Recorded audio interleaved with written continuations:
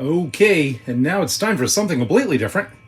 This is an Argon arc spot welder, typically used for jewelry making. I first saw one of these in a YouTube video. I don't remember who it was, but the guy was making like an RC car body by spot welding like pieces of tin together to make the body shape. And I had never seen a welder like that before, and I've been searching, trying to find what kind of a welder it was because he didn't say what it was.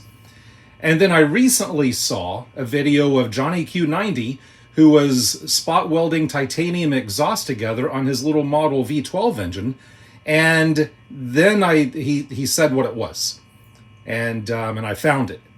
And if you look for these on Amazon, if you put in Argon Arc Jewelry Welder, something like that, there's a few different versions of this that comes up. A lot of times these are called the Amazon spot welder or the non-branded spot welder.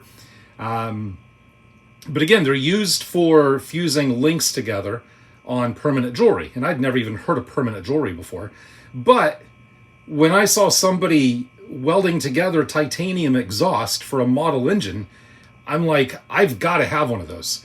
So on Amazon new, they go for anywhere, well, let me just say this. You're going to pay about $300. I saw one that was like $200, but it was $100 shipping. I saw another one that was $250, but it was $50 shipping. And I'm rounding a bit, it's not exactly that. Or like $275 and $25 shipping, or $300 and free shipping. So you're going to pay, from what I saw, between about $280 to $300. And then I found this one on eBay that was used with the camera, because normally that does not come with the camera, came with the camera unit. And so you can see that that's zoomed in onto the needle that's like right there. So you can see what you're doing better. And the guy was asking, well, I don't know if it was a guy or girl. The seller was asking $200 for best offer. So I offered $180, and they accepted it. They took it. Now that camera thing here, I looked those up. There, you can get a new one of those for $30, and it's held on with that rod that was screwed in at one point, and I put the tape on it to keep it from falling down. So I really need to figure out a better mount, but for now that works okay. And when I got it, that tube was actually pulled out of the housing here, but that was an easy fix. You unscrew the end cap, you can shove that tubing back in and then screw that cap back on, and there's like a compression rubber bushing that locks it back in place. So that was an easy fix. Also, these things have a connection in the back for Argon, and everybody, well, I shouldn't say everybody, a lot of people on YouTube that talk about these say that you don't need Argon, it works fine without Argon. And I tried it out on a few things without Argon, and it does work. But the problem is, if you don't run Argon, your tungsten tip is going to get dirtier quicker, and some of your spot welds are going to be a little bit dirtier and not as nice looking. And I verified that by finally connecting Argon. So if we take a look, this thing is sitting on my welding table, and under my welding table I have a cheap $100 wire feed welder from, I think, Lowe's. Lowe's or Harbor Freight, I don't remember. And then I have my TIG welder. And you might be asking why I need a spot welder like that if I have a TIG welder. And the answer is because, that's why. I don't really know how to use that TIG welder very well at all. When I bought it, get this out of the way. It's actually a good welder. It's a good machine. It's prime weld. When I got it, I had a few ideas for projects in mind that required welding of aluminum or stainless. So I bought the welder and I tried it a little bit. Just enough to know that I suck at it and I really need to practice with it. But then those projects kind of went on hold. They went on back burner. So I haven't needed to use this at all. And for those of you that watch my channel, you know that I am not a welding channel. In fact, the last thing I welded was this bench that those welders are in. That whole cart bench right there. That's actually the last project, my last welding project I did. And again, I did that several years ago when I got that welder to hold both of those. And there's an Argon tank in the back there. So yeah, I don't weld that much. Very seldom. Now, as far as the Argon goes, I've got my Argon bottle back there with the regulator. And to connect it to the spot welder, the spot welder just takes this 1/4 inch tubing. I think it's supposed to be 6 millimeter, but 1/4 inch works. 1/4 inch works. And I basically just went to Lowe's. I took this hose into Lowe's, and I just found a fitting that would work. I think it's a 3/8 flare. Don't quote me on that. But I got a 3/8 flare to whatever that is. And then I got a barbed fitting. And I just put that in a lathe and machined it to where I could put that into here and solder it together. And then I put the 1/4 inch tubing over top of that. Now you can buy the stuff you need to connect Argon. I really need to put those somewhere instead of just laying them around. But anyway, so you can buy a little Argon bottle and a regulator with a hose meant for this Argon arc spot welder. But I'm like, why would I buy all that extra when I already have it? So anyways, I've got it set up with the Argon. When you look at the panel, it has some preset settings. So you've got like for doing gold, and it has it set up, or for like steel or stainless or whatever. Hybrid, I don't know what hybrid means. Titanium, ortho. I think this is also used for orthodontic stuff. This is setting how long the Argon runs for, like 1 second, 1.5 seconds or whatever. And then these are your powers. So you have power, and 1 is the lowest, and this is your time in milliseconds that it's going to be on. So this is the absolute lowest power you can go. Like 1%, and then I'm assuming that's 3 milliseconds. Yeah, what's that say? Yeah, milliseconds, time in milliseconds. So that's the lowest you can go, and the highest you can go is 10% power, and I think it's like 28 or 30 milliseconds. And for most thinner stuff, that'll just blow a hole right through it.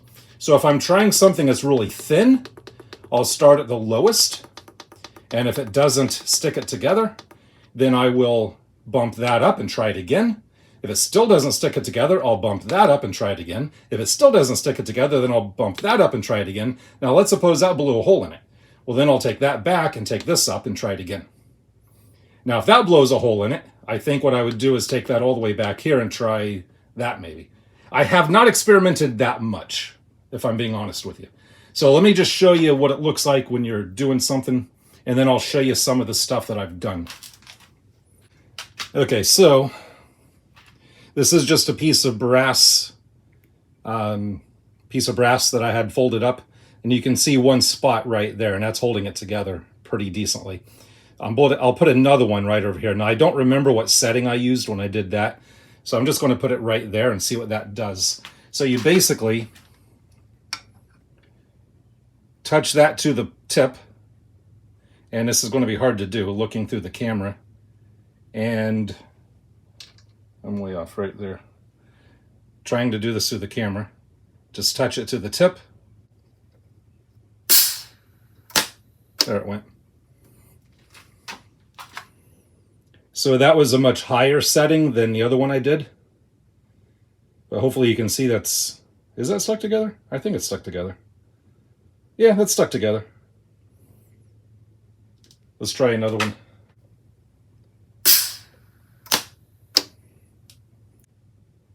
That's brass. I mean, that's tacking brass together. What I'll do is I'll put my camera in its mount and show you other stuff that I've done and what it looks like.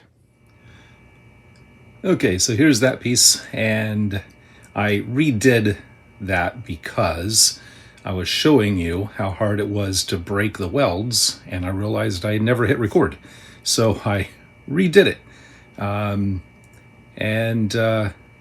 But yeah, you can break those apart, but it takes a little bit of effort.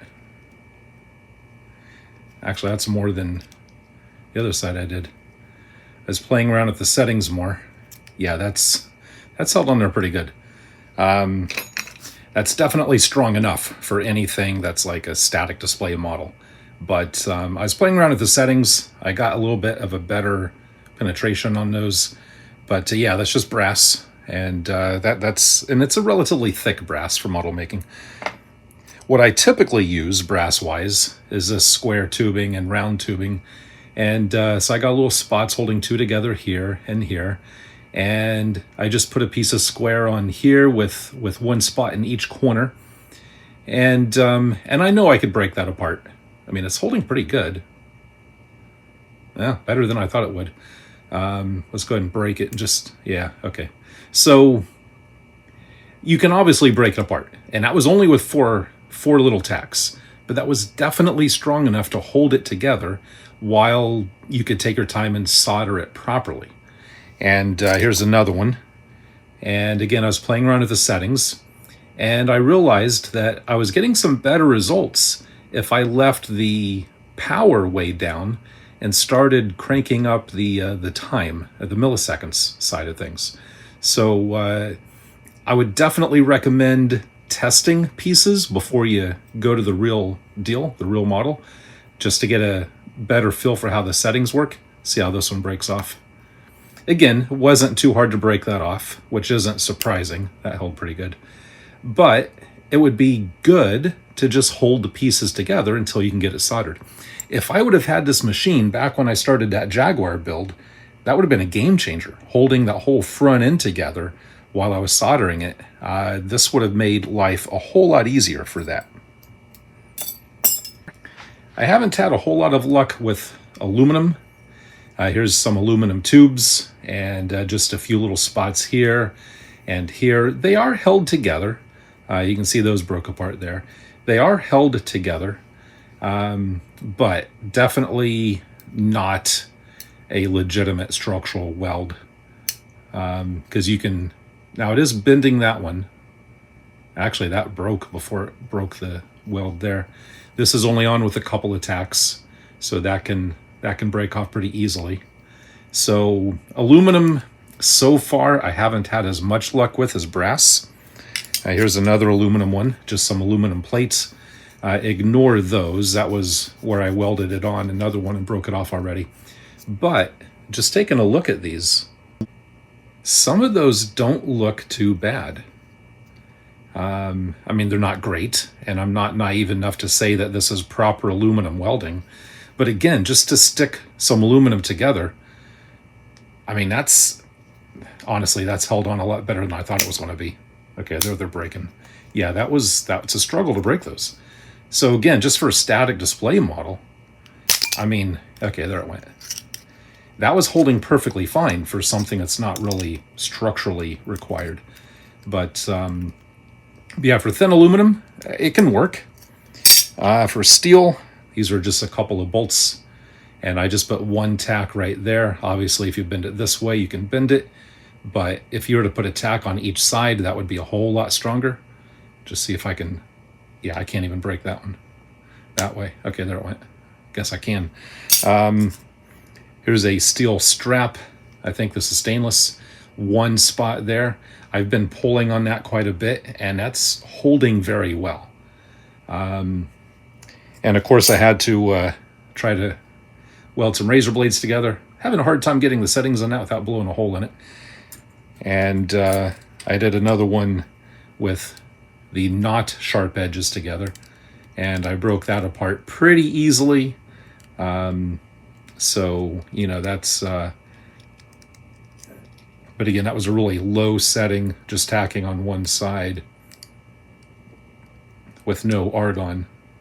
And I mean, it was holding it, but you could still break it apart. Again, I'm not about to say this is really strong, good structural welds.